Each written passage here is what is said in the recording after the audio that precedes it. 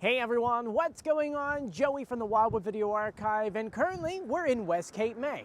And when you think of West Cape May, you think of the beach, you think of the historical houses, the Victorian charm, but have you ever thought of Lima Bean Capital of the world? Here in West Cape May. I know it kind of seems out of place, but for many decades it was. And still to this day, West Cape May hosts the only International Lima Bean Festival. That's right, let's go ahead and talk about this and how it happened. Before we get started, make sure you subscribe, you turn on notifications, and you give this video a thumbs up. Let's get started. As you know, New Jersey is known as the Garden State. Why? Well, because there used to be a crazy amount of farms in the state. Of course, over time, that kind of dwindled down, and the same thing happened here in West Cape May. There aren't too many farms left, but there is one of the oldest, and that is Ray's Farm. That's currently where we are right now on Stevens Street. The reason why West Cape May was one of the best areas in South Jersey to grow crops is because of the soil. The soil found in our area is called downer soil. This soil is comprised of unconsolidated mineral and organic material on the immediate surface. This means that it has a natural habitat which is perfect for plant growth. Farmers knew this in the 1800s when dairy farms made up most of the space in West Cape May. They used this soil to grow hay and corn for the cattle. Now, to give you an understanding how long farming has taken place here in West Cape May, look at the house behind us. This is the Eldridge House. It was built, get ready for this, prior to 1730, and it still stands in the same place here on Stevens Street. As pasteurization became law in 1924, most of the dairy farms in West Cape May turned to growing crops instead of converting their milking facilities. Farms instead turned to growing sweet corn, lima beans, kidney beans, pumpkins, artichokes, sunflowers, and more. While this did give them great success, the Roaring Twenties were coming to an end. In 1929, America entered the Great Depression. This changed not only how families lived, but how they ate. Families needed things cheaply, fresh, and easy to make. For that, families turned to canned vegetables.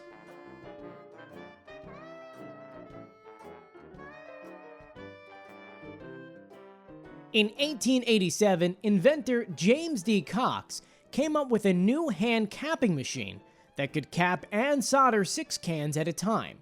This would further reduce the labor needed to can vegetables. Here in the can-making plant, only one of the end pieces is double-seamed in place, and the other end left open, so the cans may be easily filled at the canneries. Many factories in New Jersey, such as the Stevens Canning Factory, which was located off of North Broadway, use this new technology to take locally grown food and sell it around the country. So this humblest little servant of your daily life contains not just a product, but symbolizes a more abundant life for all freedom-loving people everywhere in the world. This is the miracle of the can. During the Depression, Cape May farms moved away from the extravagant vegetables and more towards Ford Hook lima beans, which were a big hit. Farms like Ray Farm roughly had 1,000 acres of land dedicated to growing the lima bean. Once harvested, these lima beans were taken to a shelling house, which is still around today on Bayshore Road. Once there, the beans were shelled and then brought to food corporations to be canned. And this is how it worked. After they went ahead and harvested all the lima beans, they would go ahead and haul their crop all the way up this ramp. And yes, there's a ramp here.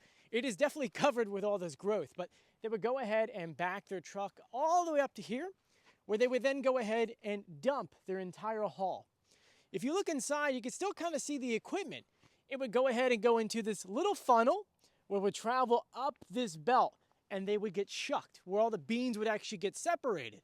They would go through another system which would actually shake the table, where all of the extra stuff would drop down into buckets, which would then be thrown into the field. And then on the other side, it would get picked back up into this holding tank until trucks would back in, and they would go ahead and release all the beans into the truck and take them to the factory. The biggest food corporation that had contracts with farms in the area was Pennsylvania's Handover Foods. They were contracted with just not lima beans, but other different kinds of vegetables. By this time, the West Cape May Business Association was trying to come up with an identity for the area, something that would make it special and unique. So they took a poll of its residences, and the biggest suggestion was, why don't we make this and call this the Lima Bean Capital of the world? And so that's how the Lima Bean Festival was founded. The festival had everything a lima bean lover wants: lima bean soup, salsa, stews, ice cream, and even a lima bean queen.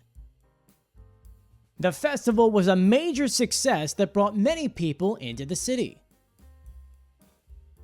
Unfortunately, lima beans started to drop from everyone's daily diet in the late 1980s, and by 1990, Handover Foods didn't renew their contracts. By 1992, only 4 lima bean farms remained.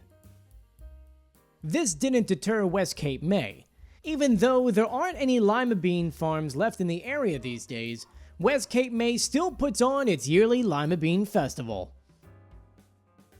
So there you guys go. Did you know that West Cape May used to be the Lima Bean Capital of the world? Well, in a way, it still kind of is. They were never really officially given the title, so technically speaking, they could forever be the Lima Bean Capital of the world. Anyway, I want to thank you for joining me. If you haven't done so yet, please subscribe, turn on notifications, and give this video a thumbs up. And a special thank you out to my Patreons on patreon.com. It's because of you I get to do fun videos like this. If you too want to support this channel, all you have to do is click the links in the description below and you can have your name at the end of the video. Anyway, I'm Joey. Please stay safe and sound. And as always, I'll see you on the beach, which is right over there. So I'll see you later. Bye.